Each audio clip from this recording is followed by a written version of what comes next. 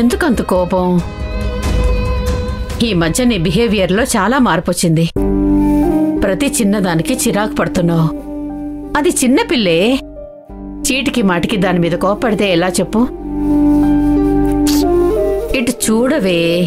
ఏంటమ్మా? ఇప్పటి వరకు నీ జీవితంలో జరగకూడనివన్నీ జరిగిపోయాయి. మాకు చెప్పకుండా ఎవరితోనో వెళ్ళిపోయావు. కనీసం వాడితో అయినా బావున్నావా అంటే అది లేదు. నిండు గర్భిణిగా ఇంటికొచ్చావు. అప్పుడు కూడా మేమెవరూ ఏమీ అడగకూడదు అన్నావు. నీ భర్త ఎవరు, అతని పేరేంటి, ఏం చేస్తూ ఉంటాడు, ఇలాంటివేవీ మాకు తెలీదు. కేవలం అతను జైల్లో ఉన్నాడని మాత్రమే చెప్పావు. అంతేనా? సరే, అయ్యిందేదో అయిపోయింది. ఇంకా ఎన్నాళ్ళు నువ్వు ఒంటరిగా ఉంటావు? అమ్ముకు మాత్రం వాళ్ళ నాన్నని చూడాలనుండదా? సరే, అమ్మో గనక వాళ్ళ నాన్న గురించి అడిగితే అతనెక్కడో ఉన్నాడని చెప్పు. అతన్ని విడిపించమని హరితో మాట్లాడతాను. అంతేగాని నువ్వీ బాధలన్నీ మనసులో పెట్టుకొని ఒంటరిగా బాధపడుతూ ఆ చిరాకంతా అందరి మీద చూపిస్తూ ఉండకే. నాకు బాధగా ఉంటుంది. అమ్మా, నీకు దండం పెడతాను తల్లి. ఇంకోసారి ఆ మనిషి గురించి గుర్తు చేయకు. ఎప్పుడైతే అతన్ని వదిలేసి వచ్చేశానో అప్పుడే అతన్ని నా భర్తని మర్చిపోయాను. దయచేసి దయచేసి ఇంకోసారి అతని గురించి నాతో మాట్లాడుకో. మాట్లాడకూడదంటే ఎలాగే? పెళ్ళైన ఆడది మొగుణ్ణి వదిలేసొచ్చి పుట్టింట్లో ఉంది అంటే లోకం ఎలా చూస్తుందో తెలుసా? ఎవరు ఎలా చూసినా నాకెటువంటి ఇబ్బంది లేదమ్మా. కానీ ఆ మనిషి గురించి మాత్రం ఎప్పుడు మాట్లాడుకో. నేనెప్పుడైనా నిన్ను అడిగానా నా భర్తనే నన్ను కలపండి అని? అది కాదే, నువ్వు అడక్కపోయినా ఒక తల్లిగా అది నా బాధ్యత కాదా?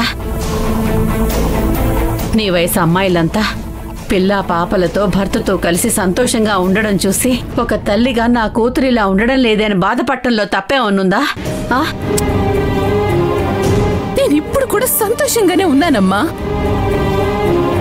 నేను ఒంటరిగా ఉండడం నీకు నచ్చకపోతే చెప్పు.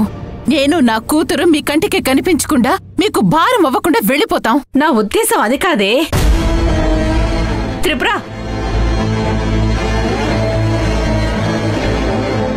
భగవంతుడా, నా బాధ ఏంటో తనకు అర్థమయ్యేలా చెయ్యి. తొందరలోనే నా కూతురు తన భర్తతో కలిసి సంతోషంగా ఉండేలా చూడు.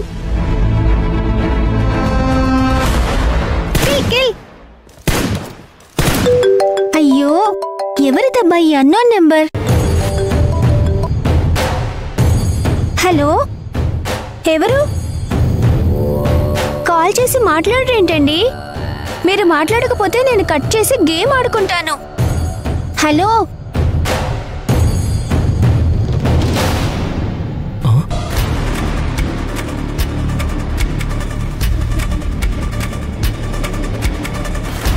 కొట్టు కొట్టు, కిల్ కిల్, ఏసేయ్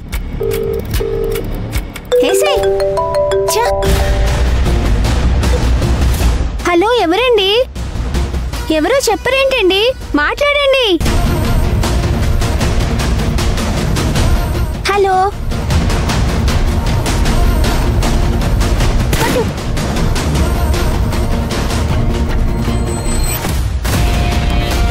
కిల్ కిల్, కొట్టు. Kill kill. ఎవరండి మీరు? ఫోన్ చేసి మాట్లాడరండి. మాట్లాడకపోతే నన్ను డిస్టర్బ్ ఎందుకు చేస్తున్నారు?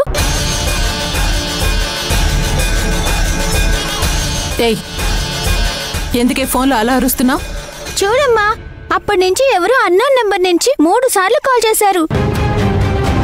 పిక్ చేసి మాట్లాడితే ఎవ్వరూ మాట్లాడట్లేదు. అలానే కట్ చేస్తే మళ్ళీ మళ్ళీ కాల్ చేస్తున్నారు. నన్ను గేమ్ ఆడుకోనివ్వట్లేదు.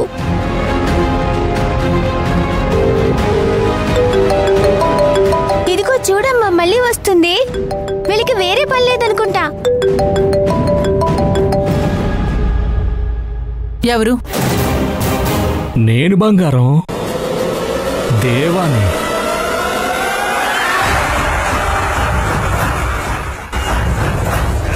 ఎవరమ్మా? అమ్మో, నువ్వు లోపలికెళ్ళు. నేను కొంచెం సేపు ఫోన్లో గేమ్ ఆడుకుంటానమ్మా. నేను చెప్పేది వినిపిస్తుందా లేదా? లోపలికెళ్ళు, వెళ్ళు.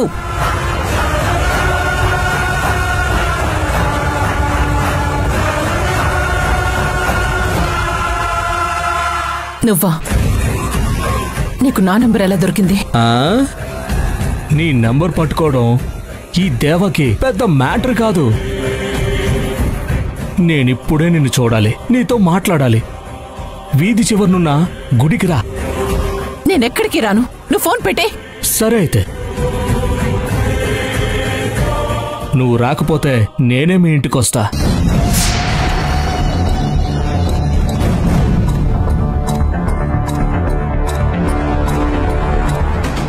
ఇంటికొద్దు, నేనే వస్తాను. అలా చెప్పు మరి, తొందరగా రా. నేను ఎక్కువసేపు వెయిట్ చేయలేను.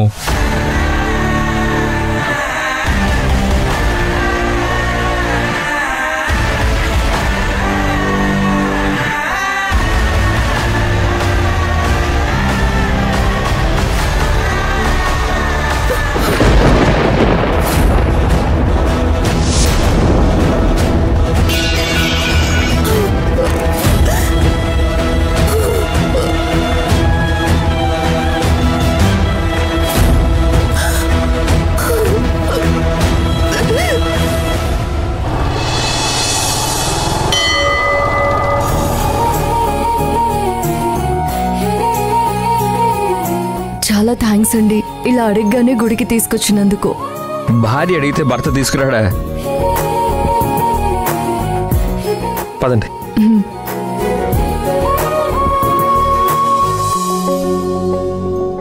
ఏమండి, అర్చనకి కావాల్సినవన్నీ తీసుకుని వెళ్దామండి. రండి.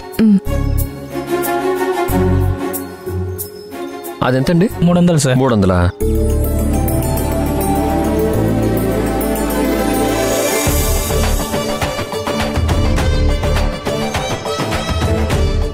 ఏమండి, మీకే అభ్యంతరం లేకపోతే మనం ఎవ్రీ సండే టెంపుల్కి వద్దామా?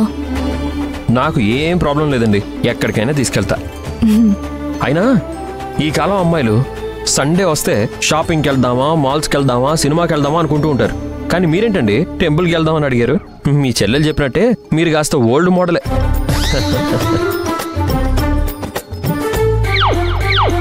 ఇది కొంచెం ఎక్కువ అవ్వలేదా?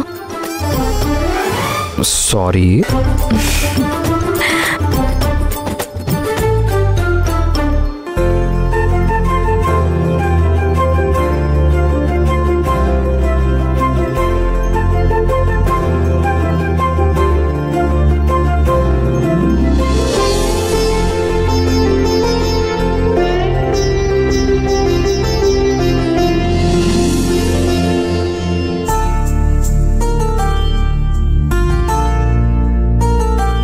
అవును, నాతో పాటు బైక్ మీద వస్తుంటే మీకు ఎలా అనిపిస్తుంది?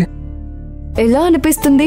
బస్ కోసం, ఆటో కోసం వెయిట్ చేయకుండా టైం సేవ్ అయింది అనిపిస్తుంది. ఏమైంది, ఎందుకలా డల్గా ఉన్నారు?